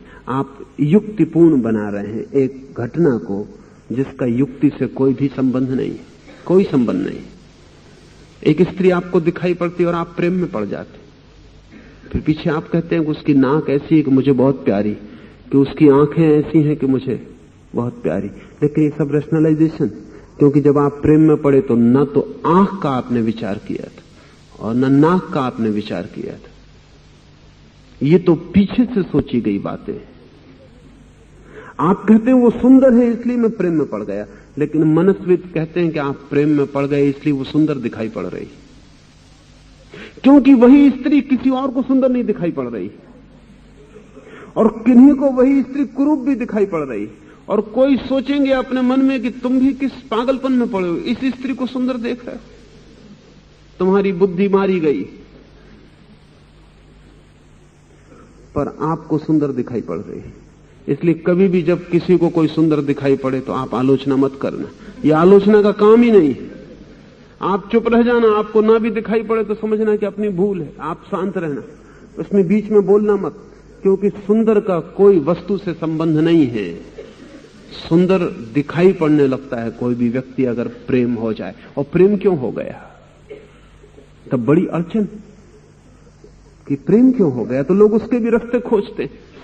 कोई सोचता है कि शायद पिछले जन्म में कुछ संबंध रहा होगा इसलिए प्रेम हो गया, पर यह कोई हल नहीं होता, क्योंकि पिछले जन्म में क्यों प्रेम हो गया था, कहां तक पीछे ले जाइए, कहीं तो शुरुआत करनी पड़ेगी, पीछे हटाने से क्या होगा। आपको पता नहीं है, प्रेम की घटना अचेतन है। मनोवैज्ञानिक कहते हैं अनकॉन्शियस है, आपको पता नहीं कि क्यों हो गया। और आपका मन खोला जाए तो जो बातें आप बता रहे हैं कि इसकी नाक ऐसी और आंख ऐसी और शरीर ऐसा, ये सब बातें कुछ भी नहीं पाई जाती, कुछ और ही पाया जाता है। अचेतन में आपके उतरा जाए तो कुछ और ही पाया जाता है। उसको मनोवैज्ञानिक कहते हैं कि आपके भीतर अचेतन में बचपन से ही स्त्री की जो छापें पड़ रही हैं, जैसे कि एक बच्चे ने आंख खोली, नर्स दिखाई पड़ी, वो पहली स्त्री, या मां दिखाई पड़ी या नौकरानी दिखाई पड़ी या कोई दिखाई पड़ा, वो पहली स्त्री, पहली स्त्री का बिंब उसके भीतर अचेतन में उतर गया। अब इस बिंब पर बिंब जुड़ते चले जाएंगे और बच्चा कोई 1 वर्ष तक अचेतन में बिंब इकट्ठे करता रहता। जितनी स्त्रियों से संबंध होगा वो बिंब इकट्ठे हो जाएंगे और इन सब बिंबों से मिलकर अचेतन में एक प्रतिमा बन जाएगी। वो जिंदगी भर इसी प्रतिमा की तलाश करेगा। जब किसी स्त्री से प्रतिमा मेल खा जाएगी वो तत्काल कहेगा प्रेम हो गया। लेकिन इसका आपके बुद्धि और विचार से कुछ लेना देना नहीं है। इसको वो कहते हैं कि ये तो एक्सपोजर पर निर्भर है और इसलिए बहुत सी बातें घटती जो आपके ख्याल में नहीं। सभी पुरुष स्त्रियों के स्तन में बहुत उत्सुक होते हैं, वो एक्सपोजर है, क्योंकि मां का स्तन उनका पहला अनुभव है और उसी स्तन से उन्होंने दूध पाया, भोजन पाया, पहला स्पर्श पाया, उस स्तन में उन्होंने प्रेम भी अनुभव किया, उस स्तन के साथ उनके पहले संबंध जुड़े, इसलिए इस स्तन के प्रति उनका एक एक्सपोजर है। इसलिए आप ऐसी स्त्री के प्रेम में न पड़ पाएंगे जिसके स्तन न हो, बिल्कुल न पड़ पाएंगे, बिल्कुल न पड़ पाएंगे। क्योंकि बिना स्तन की स्त्री के प्रेम में पड़ने का मतलब यह होगा कि या तो आपको बचपन से पुरुष के पास बड़ा किया गया हो और आपके मन में कोई स्तन की प्रतिमा न बनी हो, नहीं तो मुश्किल हो जाए। इसलिए स्त्रियां भी जाने अनजाने स्तन को उभार के दिखाने की कोशिश में लगी रहती। झूठे स्तन भी बाजार में बिकते हैं। अमेरिका में एक मुकदमा 1920 में चला। एक अभिनेत्री, नाटक की अभिनेत्री, बड़ी प्रसिद्ध अभिनेत्री थी, उसकी बड़ी ख्याति थी। नाटक के एक दृश्य में अभिनेता और उसमें छीन झपट होती है। वो छीन झपट में उसका झूठा स्तन बाहर आ गया, तो उसने अदालत में लाखों डॉलर का मुकदमा किया, क्योंकि उसकी प्रतिष्ठा ही नष्ट हो गई सारी। उसके बाद फिर कोई ये मान नहीं सकता कि वो स्तन सच्चा है, फिर तो वो कुछ भी लाख उपाय करे, उसका सारा का सारा इमेज खो गया। क्यों स्त्रियां उत्सुक होती होंगी, क्यों पुरुष उत्सुक है? कोई आप कारण मत खोजें, बुद्धिगत कारण नहीं, इम्प्रिंट, सिर्फ एक संस्कार है, बचपन से बच्चे के ऊपर पड़ा है, वो संस्कार की तलाश कर रहा है। मां का मतलब स्तन, वो उसकी पहली पहचान है इस जगत से, इसलिए स्तन प्रीतिकर मालूम पड़ते रहेंगे। बूढ़े आदमी को भी कठिनाई होती है। मुझसे बूढ़े सज्जन पूछ रहे थे कि क्या मामला है, आखिर स्त्री के स्तन में अब भी इतना रस क्यों है? तो मैंने उनको कहा कि इसमें आप कुछ घबराएं ना और कसूर ना समझें कुछ, और न कुछ पाप अपराध हो रहा है। आप भी बच्चे थे, बस इसकी खबर है, और कुछ मामला नहीं। कभी आप भी बच्चे थे, बस इसकी खबर है। इसमें आप परेशान न हो ज्यादा, सहजता से इसे स्वीकार कर रहे, क्योंकि कभी आप भी स्तन से दूध लिए। लेकिन आदमी आसपास तर्क, बुद्धि का जाल खड़ा कर लेता, उसका नाम है रैशनलाइजेशन, तर्कीकरण। ये तर्कीकरण से कोई आदमी रक्तपात में रस लेता हो तो वो कहेगा विजय में बड़ा सौंदर्य है, विजय की बड़ी गरिमा है, विजय महान है, विजय बड़ी श्रेष्ठ है और विजय का बड़ा गौरव है। हम भी, आप भी क्यों? आखिर अगर दो आदमी लड़ते हों और एक गिर जाए जमीन पर, दूसरा छाती पे बैठ जाए, तो आप छाती पे बैठने वाले को गौरवान्वित क्यों मानते? समझ के बिल्कुल बाहर बात है कि इसमें क्या गौरवान्वित होने की बात है। आप छाती पे बैठ गए, वो आदमी नीचे लेट गया, इसमें गौरवान्वित होने की क्या बात है? वो जो नीचे लेट गया वो भी पीड़ा अनुभव करता है कि मैं ना कुछ, जो छाती पे बैठ गया वो अनुभव करता है मैं सब कुछ। देखने वालों की मन में भी जो जीत गया वो गौरव पाता है। क्यों? आखिर जीत में ऐसा गौरव क्यों है? नहीं, आपने सोचा होगा, आप भी जीतना चाहते हैं, दूसरे की छाती पे आप भी बैठना चाहते हैं। इसलिए जब भी कोई दूसरे की छाती पे बैठ जाता है तब आप उसको गौरवान्वित समझते हैं, क्योंकि यही आपकी भी मनोकांक्षा है, यही आप भी चाहते हैं। और जब नीचे कोई छाती के नीचे गिर जाता है, किसी के पैरों के नीचे दब जाता है, तो आप उसको गौरवान्वित नहीं कह सकते, हाँ सहानुभूति दिखा सकते हैं उसके साथ। इसलिए सहानुभूति से कोई सुखी नहीं होता, ध्यान रखना। भूल के किसी को सहानुभूति मत बताना, क्योंकि उसका मतलब यह है कि आपने भी मान लिया कि गिर गए, सहानुभूति के योग्य हो गए। सहानुभूति के योग्य होने का मतलब ही यह है कि गौरव छिन गया। जीते के साथ कोई सहानुभूति नहीं दिखाता। कभी आप कहते हैं किसी से कि बड़ी सहानुभूति आपके प्रति क्योंकि आप जीत गए? कोई नहीं कहता। सिर्फ हारे हुए के साथ सहानुभूति, वो भी क्यों? आप जीतना चाहते हैं इसलिए जीते को गौरवान्वित कहते हैं, और आप भी डरते हैं कि कहीं हार गए तो कम से कम सहानुभूति तो मिलनी चाहिए। वो दोनों आपके अचेतन में दबे हुए भाव, उनका फैलाव है। अगर कोई मनुष्य सच में ही आध्यात्मिक साधना में उतरना चाहता हो तो उसे अपने हर भाव के पीछे अचेतन दशा को खोजना चाहिए। बुद्धि और तर्क से कुछ समझाने की कोशिश नहीं करना चाहिए कि हमको समझा बुझा के अपना जाल खड़ा कर लें और कहें कि इस वजह से। आप साधारणतः यही कहना चाहेंगे कि विजय श्रेष्ठ, इसलिए जो जीत गया उसका गौरव है। लेकिन क्यों है विजय श्रेष्ठ और हार बुरी क्यों है? और वो हार गया, वो अपमानित क्यों है? इसके क्या कारण है भीतर? इसके कारण आपकी आकांक्षा और वासना में। हारने और जीतने का बाहर जो घटना घट रही है वो तो केवल बहाना है। आपके भीतर की वासना उस बहाने का उपयोग कर रही है। लाओस से कहता है वो वही है जो रक्तपात में रस लेता है, वही सौंदर्य देखता है विजय में। और जिसे हत्या में रस है वो संसार पर शासन करने की अपनी महत्वाकांक्षा में सफल नहीं होगा। क्यों नहीं होगा महत्वाकांक्षा में सफल? क्योंकि जो हिंसा से जीतता है वो हिंसा से भयभीत रहता है। जो हिंसा से जीतता है वो कभी भय के बाहर नहीं जा सकता। इसलिए बड़े हिंसक बड़े भयभीत रहते हैं। हिटलर या स्टालिन से ज्यादा भयभीत आदमी खोजने मुश्किल है, जो थर थर कपते रहते हैं। स्टालिन की लड़की स्वेतलाना ने अपने संस्मरणों में लिखा है कि मेरे पिता से ज्यादा भयभीत आदमी खोजना मुश्किल है।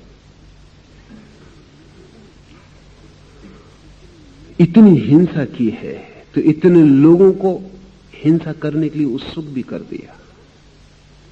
जितने लोगों को दबाया है उनको भी उत्सुक कर दिया है कि वो बदला लें, प्रतिकार लें और तुम्हें दबा दें।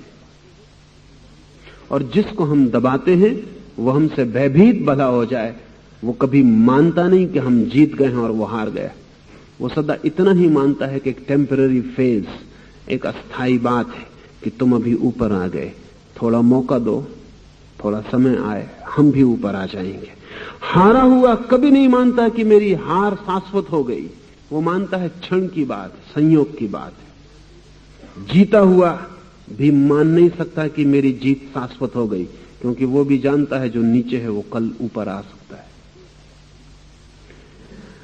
एक बात विचारणीय है, भय से कोई भी कभी विजित नहीं होता। कोई कभी भय से हराया नहीं जा सकता। लेकिन हम सब भय पे भरोसा करते हैं, बड़े युद्ध खोर करते हैं, ऐसा नहीं। हम भी मानते हैं ऐसा। 1940 में रूजवेल्ट ने एक वक्तव्य में कहा कि मेरा देश, मैं चाहता हूं उस स्थिति में पहुंचे जहां कोई भी व्यक्ति भयभीत ना हो, किसी को भी भय की परतंत्रता ना रहे, सब स्वतंत्र हों अभय होने को। और दूसरी बात कही कि सभी स्वतंत्र हों पूजा करने को, प्रार्थना करने को। एक व्यक्ति ने, एक बहुत विचारशील व्यक्ति ने रूजवेल्ट को एक पत्र लिखा और उस पत्र में लिखा कि दोनों बातें विरोधी हैं, आप जरा फिर से सोचें। क्योंकि ईसाई प्रार्थना में वचन ही यही आता है कि हे प्रभु, ऐसा कभी दिन ना आए जब मैं तुझसे भयभीत न हूं, तेरे प्रति मेरा प्रेम बना रहे और तुझसे मैं सदा डरता रहूं। उस आदमी ने ठीक पत्र लिखा, रूजवेल्ट को मुश्किल पड़ गई। उसने ठीक लिखा कि प्रार्थना में तो भय की ही प्रार्थना है, और अगर आप चाहते हैं लोग भय से मुक्त हो जाएं तो लोग प्रार्थना से मुक्त हो जाएंगे, जरा ख्याल कर लें। और अगर आप चाहते हैं लोग प्रार्थना को स्वतंत्र हों तो फिर उनको भयभीत रहने देना पड़ेगा। इसमें थोड़ी सच्चाई है। अंग्रेजी में गॉड फीयरिंग धार्मिक आदमी को कहते हैं ईश्वर भीरू, हम भी कहते हैं। तुलसीदास ने कहा है भय बिन होए न प्रीति, बिना भय के प्रीति नहीं हो सकती। ये थोड़ी दूर तक सही बात मालूम पड़ती है, क्योंकि हमारा सब प्रेम भय पर ही खड़ा होता है। बाप बेटे को डराता है तो बेटा बाप को प्रेम करता है, और जब बेटा बाप को डराने लगता है, मौका तो आ ही जाएगा, थोड़े ज्यादा दिन नहीं चलेंगे, तब बाप कहता है कि अब तू मुझे प्रेम नहीं करता। वो पहले ही प्रेम नहीं करता था, आप सिर्फ डरा रहे थे इसलिए प्रेम मालूम पड़ रहा था। अब वो आपको डराने लगा तो कैसे प्रेम मालूम पड़े? इसलिए हर बाप को अनुभव होता है कि अब बेटा प्रेम नहीं करता। वो कब करता था ये तो बताइए। जब आप डंडा आपके हाथ में था तब आपको लगता था वो प्रेम करता है, ज्यादा देर डंडा आपके हाथ में नहीं रहेगा। जिंदगी सभी को मौका देती, डंडा उसके हाथ में आएगा तो फिर वो बूढ़े बाप को डंडा बताएगा। अब वो चाहता है कि आप उससे प्रेम करो। पहले वो आपसे प्रेम करता था, अब आप उससे प्रेम करो। आखिर वो ही कब तक करे, आप भी तो करो। जो भयभीत कर रहा है वो भला सोचता हो कि मैंने प्रेम पैदा कर लिया, वो दूसरे में प्रेम पैदा नहीं कर रहा है, सिर्फ घृणा पैदा कर रहा है। लेकिन तुलसीदास ठीक कहते हैं, 99 आदमियों की बाबत यही बात है कि वो भय को ही प्रेम समझते हैं। तो जितना डराते हैं उतना सोचते हैं। एक नेता है बड़ा, भीड़ लग जाती है, लोग जय जयकार करते हैं, फूल मालाएं पहनाते हैं, और कल वो ताकत में नहीं रहता, फिर उसका पता ही नहीं चलता वो कब आता है कब जाता है।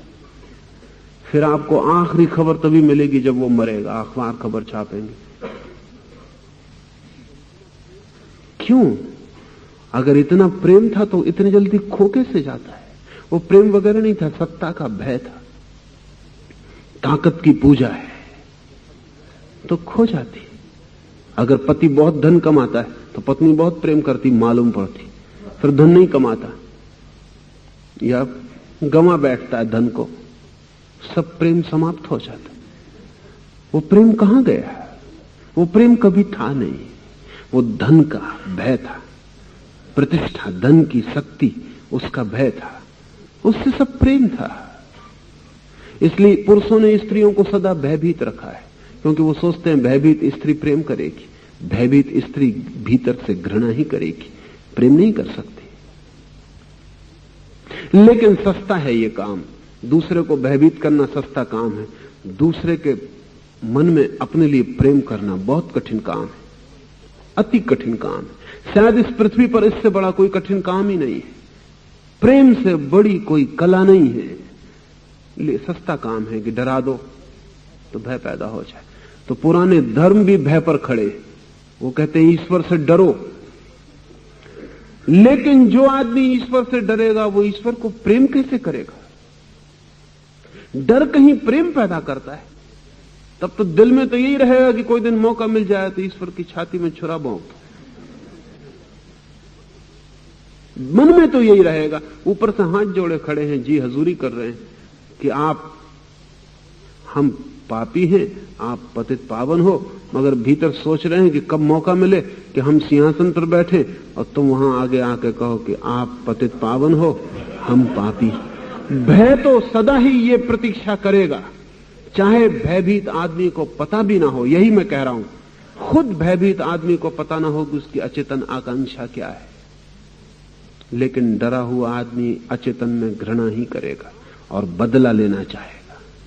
लाओस से कहता है कि घृणा से, हिंसा से कभी कोई शासन करने में सफल नहीं हो पाएगा, क्योंकि शासित स्वीकार ही नहीं करता आपको।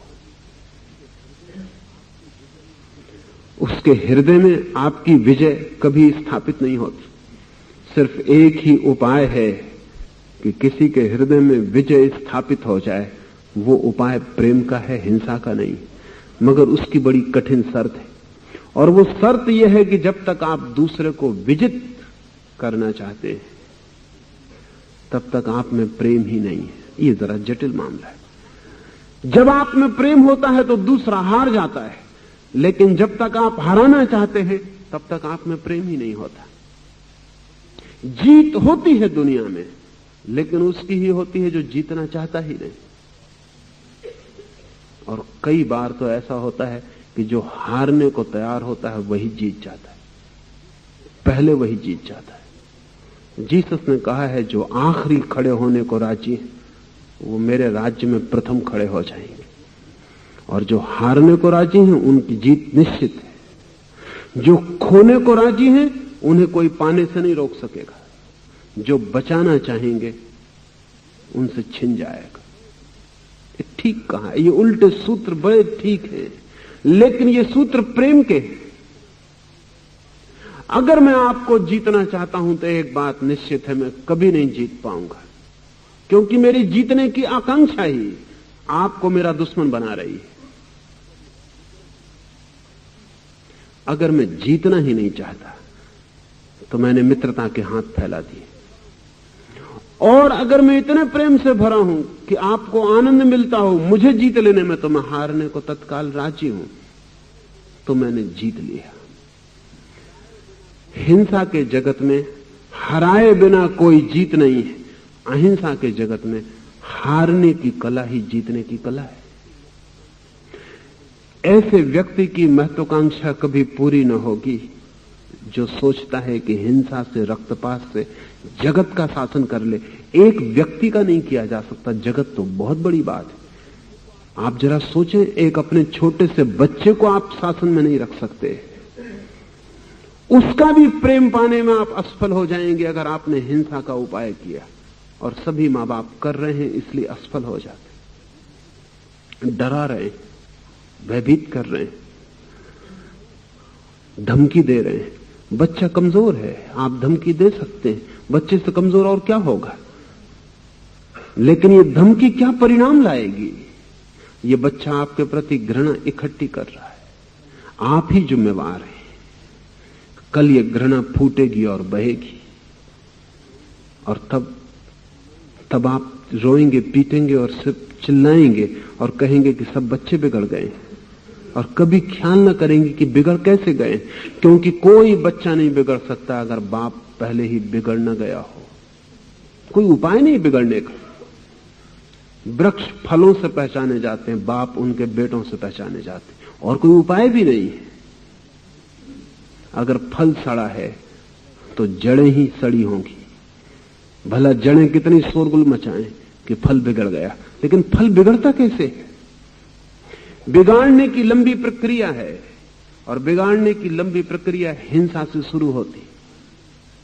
मगर हमें ख्याल में नहीं, हम सोचते हैं शासन आसान है, हिंसा से एक व्यक्ति पर भी संभव नहीं है, इस विराट जगत पर तो कभी भी संभव नहीं हो सकेगा।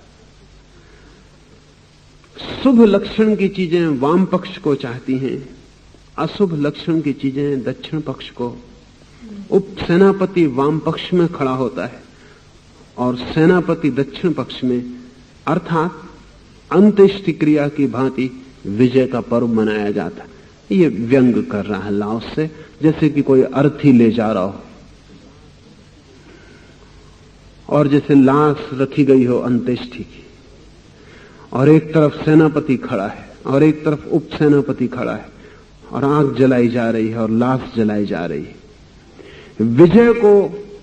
विजय की यात्रा को लाओस से कहता है समझना कि ये मरघट पर हो रही अंतिम क्रिया है। हजारों की हत्या के लिए शोकानुभूति जरूरी है, और तुम ये क्या कर रहे हो? विजय का उत्सव मना रहे हो। हजारों की हत्या करके तुम विजय का उत्सव मना रहे हो। लेकिन थोड़ा इसे समझें, जब भी कोई मुल्क जीतता है युद्ध में तो विजय का उत्सव मनाता है। क्यों?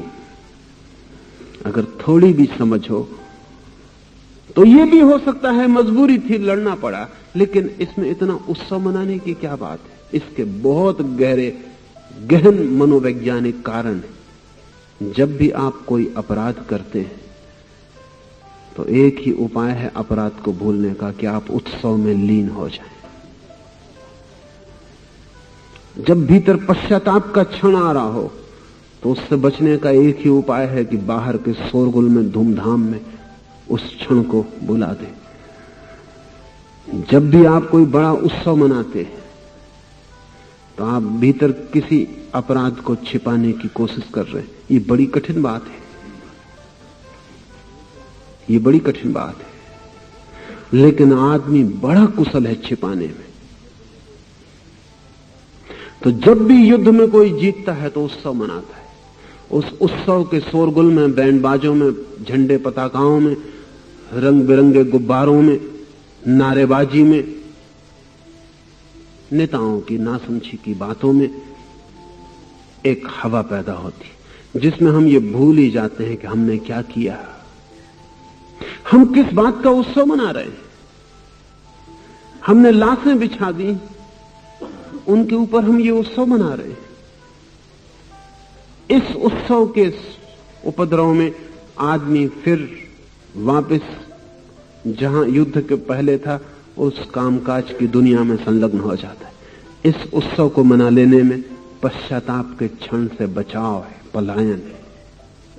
लेकिन लाओस से कहता है इसे तो ऐसे मनाना, विजय का उत्सव अंत्येष्टि क्रिया की भांति मनाना, जैसे कि कोई मर गया हो, ऐसा दुख और शोक में डूब जाना। लेकिन बड़ी कठिनाई है, अगर हम विजय के क्षणों में शोक में डूबने लगे तो फिर हम लोगों को हिंसा करने के लिए राजी ना कर पाएंगे। जैसा मैंने परसों कहा कि अगर हम अपने सेनापतियों को युद्ध के बाद पश्चाताप के लिए तीर्थ यात्रा पर भेज दें, या उनको कहें कि अब तुम महीने भर का उपवास करो, प्रभु कीर्तन करो, या उनको कहें कि तुमने बहुत पाप किया, इतने लोग मार डाले, अब तुम सब त्याग करके सन्यासी हो जाओ, तो फिर हम किसी आदमी को राजी ना कर पाएंगे इतना पाप करने के लिए। वो कहेगा फिर पहले ही इतना, जब हमें आखिर में पश्चाताप करना हो तो फिर युद्ध पर जाने की जरूरत क्या है, तो फिर हम नहीं जाते। सैनिक को अगर हमें युद्ध पर भेजना है तो हमें विजय की यात्रा मनानी ही पड़ेगी, क्योंकि सैनिक उसी विजय की आकांक्षा में, उसी शोभा की आकांक्षा में तो मरने और मारने जा रहा है। तो कल जब वो जीत के आएगा, हत्या करके आएगा, तो उस हत्यारे का हमें स्वागत करना पड़ेगा। इस स्वागत के नशे में ही तो वो भूल पाएगा कि उसने पाप किया है। तो हमें उसे पद्म विभूषण और भारत रत्न और महावीर चक्र देने पड़ेंगे, ताकि इस शोरगुल में उसे लगे कि वो कोई महान कार्य करके लौटा है, और हम उसे दोबारा फिर इस मूढ़ता पर भेज सके। नहीं तो फिर दोबारा वो जाएगा नहीं। सैनिक को हमें सम्मान देना पड़ेगा, क्योंकि हमने उससे एक पाप करवाया, और उस पाप के बदले में हमें उसे गौरव देना पड़ेगा, ताकि उसको पाप का ख्याल ना रहे। इसलिए विजय की यात्रा और विजय का उत्सव और विजय का पीछे का शोरगुल सब हमारी आत्मा को अंधा करने और बहरा करने का उपाय है। अगर लाओत्से की बात मान ली जाए तो दुनिया में युद्ध बंद हो जाएंगे। अगर विजय जिसने की है वो अगर शोक में डूब जाए तो दुनिया में फिर विजय की आकांक्षा भी न रह जाएगी।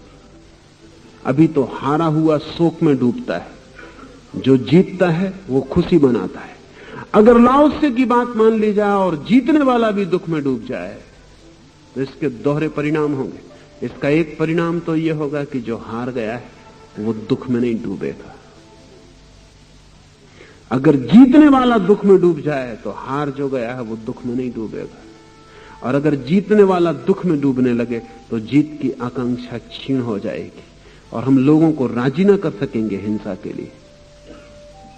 और किसी दिन ऐसा वक्त आ सकता है कि विजय एक पाप हो जाए और विजय एक अपराध हो जाए।